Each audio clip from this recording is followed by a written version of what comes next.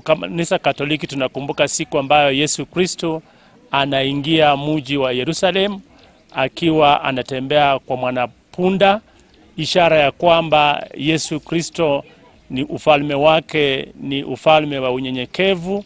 Na sisi kama Katoliki hii siku inatangulia wiki takatifu ambalo Yesu Kristo anateswa, mwishowe anauawa na baadaye anafufuka.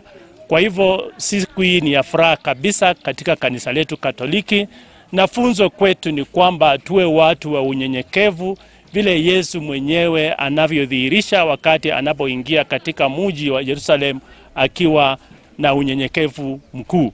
Kwa hivyo hata ombi letu ni sisi kama viongozi wa kanisa na hata viongozi wa serikali ni kwamba tuige mfano wa Yesu Kristo wa unyenyekevu katika kutenda kazi kwetu. Leo ni sherehe kubwa kwa kanisa Katoliki zima ambapo Kristo anaingia mjini Yerusalemu kwa punda. Kwa Wayahudi walikuwa mfalme anapoingia mjini Yerusalemu alikuwa anatumia farasi ambaye anawakilisha mnyama wa vita. Lakini leo Yesu anatumia punda, anaashiria kwa ufalme wake ni ufalme wa amani.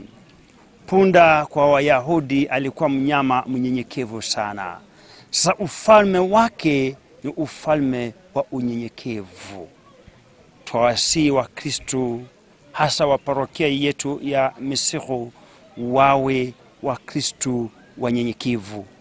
Na kwa ombi kwa viongozi wetu leo wawezi kujifunza kwa uongozi wa Kristo, ya kwa yeye anapoingia Yerusalemu hakutumia magari ya fahari ya kifahari, bali anatumia mnyama ambaye alikuwa anaonyesha unyenyekevu.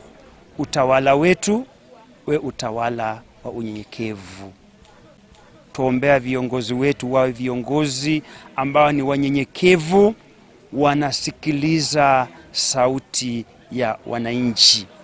Na Kristo anapoingia Yerusalemu, watu walikuwa wamebeba matawi mikononi wakiimba hosana, kumaanisha ya kuwa waliona ya kuwa yeye ni mshindi.